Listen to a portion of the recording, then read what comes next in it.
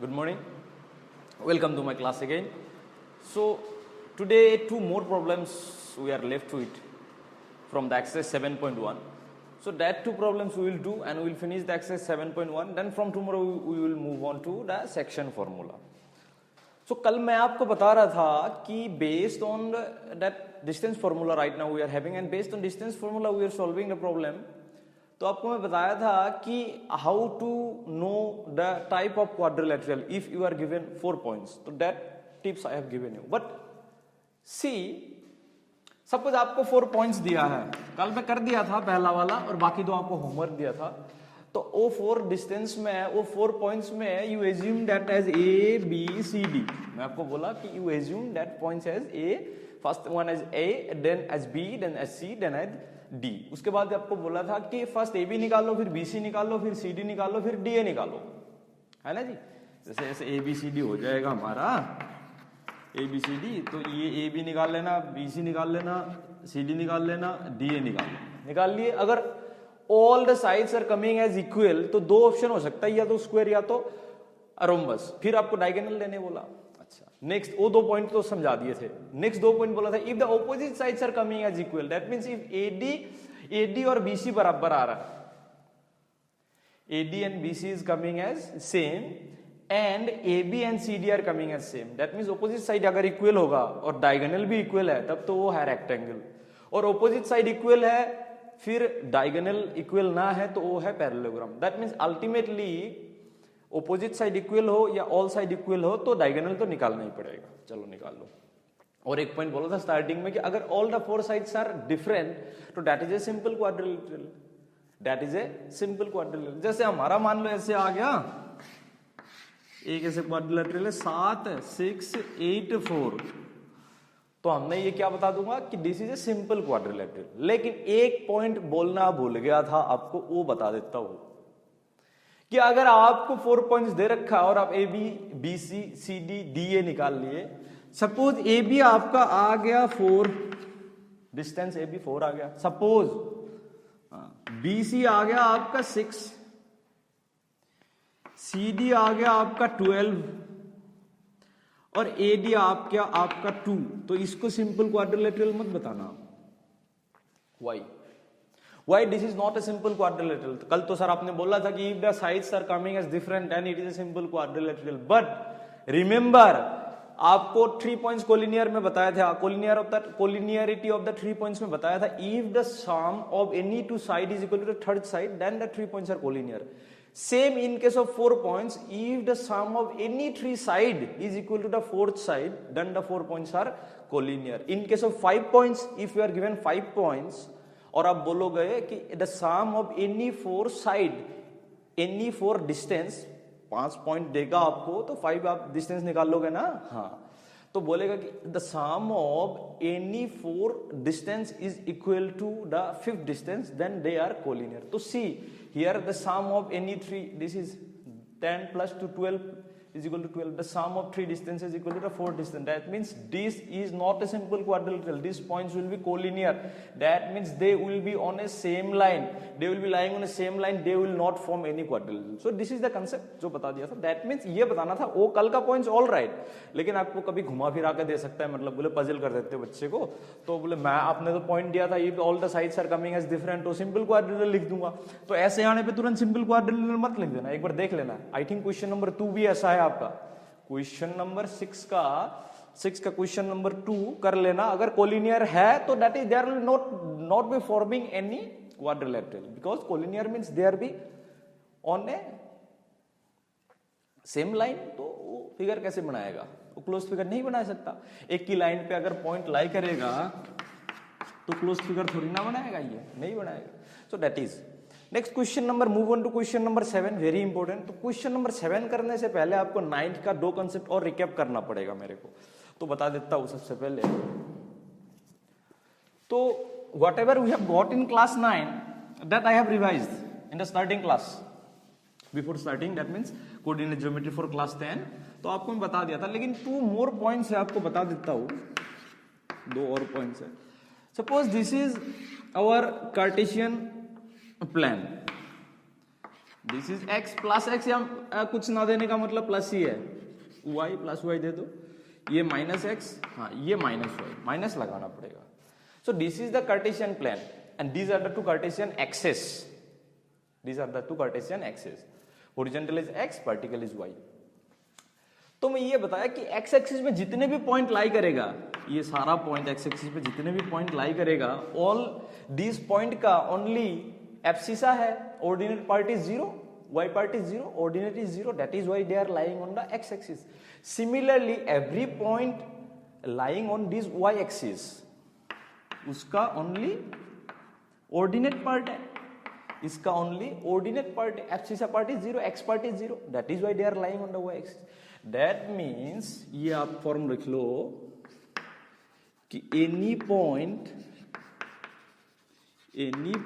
On x axis of the form, x axis का हर कोई point का फॉर्म कैसा होगा, y पार्ट 0 होगा. दैट मींस होगा एब्सिसा कमा 0. तो एब्सिसा कमा 0 मतलब x कमा 0, एब्सिसा को x से डिनोट कर देता हूं, x पार्ट को. हाँ, तो any point on the x axis of the form x comma 0 and any point on the y axis, any point on the y axis of the form 0 comma y. Why? Because abscissa part will be 0 on y axis. तो these are the two concept हम question number 7 में जो use होगा. Why? Because question number 7 में आपको बोला है कि फाइंड द, क्वेश्चन नंबर 7 में बोला है find the point on the x axis. बोला कि x एक्सिस के ऊपर वाला पॉइंट निकालो, तो तुरंत दिमाग में आना पड़ेगा कि x एक्सिस में पॉइंट आना पड़ेगा. तो सर ने बोला था कि any point on the x axis is of the form x, 0. Find the point on the x axis, बाकी आगे पढ़ूंगा क्या है, लेकिन find the point on the x axis means y part must be 0. Good. तो question number 7 करता हूं, ये स्क्रीनशॉट ले लो या ये लिख लो कि x एक्सिस का हर पॉइंट का ऐसा फॉर्म का होगा x, 0, y एक्सिस का हर पॉइंट का फॉर्म होगा 0, y. तो क्वेश्चन नंबर 7 में मैं बता देता हूं कि find the point on the x axis which is equidistant from 2, -5, 2, -5 and -2, 9. बोला कि x एक्सिस का वो पॉइंट निकालो जो ये दोनों पॉइंट से इक्विडिस्टेंट हो. मतलब मान लो ये पॉइंट है x एक्सिस में, तो ये दोनों डिस्टेंस बराबर होना चाहिए. कौन सा 2, -5 and -2, 9. Find the point on the x axis, जो पॉइंट ये दोनों पॉइंट से बराबर डिस्टेंस पे हो. तो find the point on, and this point must be on the x axis, जो भी होगा, and this point must be on the x axis, this point must be on the x axis. So let that point, आपको बताया था मैं कि x axis के ऊपर बोला find the point on the x axis. So let the point be x, 0. क्यों? Because the question is given find the point on the x axis. अगर बोला find the point on the y axis which is equidistant from 2 given points देता, तो उसको क्या कर लेते, let the point be 0, y, because वो y axis पे निकालना होता था. हाँ, अब x एक्सिस पे निकालना होता, देयरफॉर हमने क्या मान लूंगा, x, 0. तो let the point be x, 0. अब ये x, 0 कर लेते हैं. अब ये दोनों डिस्टेंस बराबर है, तो निकाल लो ये distance according to question. a/q according to question, कोई ATQ भी लिखता है ना, कोई B/q भी लिखता है, कोई BTQ भी लिखता है बाय द क्वेश्चन. B/q जो भी बाय द क्वेश्चन जो भी है, ATQ, A/q according to question, दो डिस्टेंस बराबर है. तो ये डिस्टेंस कितना होगा ये बताओ. ये डिस्टेंस होएगा हमारा x - 2 का होल स्क्वायर और प्लस 0 + 5 कर देता हूं, है ना. 0 + 5 क्यों कर दिया जी, और 0 से माइनस करूंगा बड़े वाले से स्मॉल वाले को, तो 0 से ये माइनस करूंगा, माइनस फॉर्मूला का माइनस, और यहाँ पे माइनस है तो मिलकर प्लस हो जाएंगे. तो ये डिस्टेंस इक्वल टू, ये डिस्टेंस कितना है जी, x + 2 आएगा, है ना जी. x + 2 क्यों आएगा, x फॉर्मूला का माइनस और यहाँ का माइनस +2 प्लस 9, 9 - 0 का होल स्क्वायर. 9 - 0 क्यों, 9 से 0 कर दूंगा. तो सबसे पहले तो स्क्वायरिंग करके ये दोनों को हटा सकता है. तो स्क्वायर रेडिकल वाला साइन है ना, स्क्वायर रूट वाला साइन, उसको हटा दूंगा. तो हटा देने के बाद, दोनों तरफ से ये हटा देने के बाद, इधर रह जाएंगे x - 2 का होल स्क्वायर प्लस 5 का स्क्वायर. इधर रह जाएंगे x प्लस 2 का होल स्क्वायर प्लस 9 का square. 9 minus 0 is 9, 0 plus 5 is 5, बाकी सेम। एक्सपांड कर दो, ये हो जाएंगे x square a square plus b square minus 2ab plus 25 equal to a square plus b square plus 2ab, 2 into x 2ab plus 81। अरे ये formula पता है ना, 9 में तो मिला आपको a minus b whole square का a square plus b square minus 2 into a into b 4x, और इसमें सारा प्लस। हाँ, सबसे पहले तो एक्स स्क्वायर काट देता हूं, ये 4 भी काट देता हूं, ठीक है, कोई दिक्कत नहीं। तो उसके बाद ये 4 को इस तरफ ले आओ या 4 को उस तरफ ले जाओ, ये 4 को इस तरफ ले आता हूं तो दिक्कत आपको प्रॉब्लम नहीं होगा। तो माइनस 4x ऑलरेडी हमारा था, और ये प्लस 4x को इस तरफ ले आऊंगा तो ये भी माइनस 4x इक्वल टू 81, वहां पे था माइनस 25। तो ये हो जाएंगे minus 8x equal to 81 minus 25 कितना है जी? 56।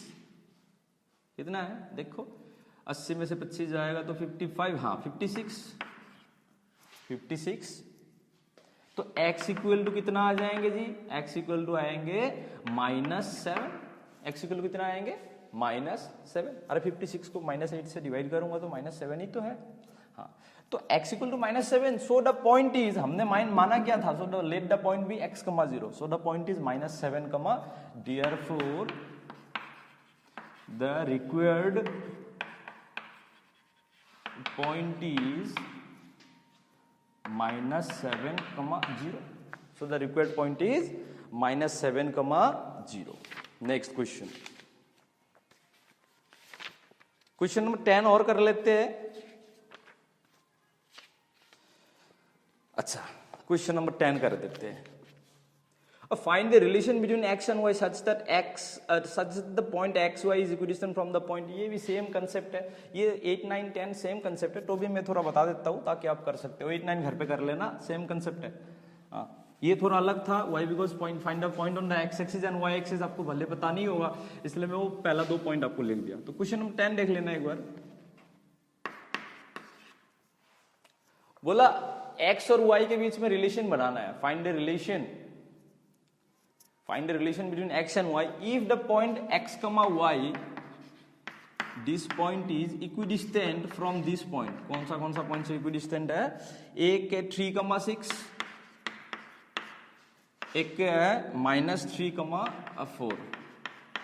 ये दोनों पॉइंट से इक्विडिस्टेंट है। तो अकॉर्डिंग टू क्वेश्चन ये डिस्टेंस निकालो जी, कितना आएगा?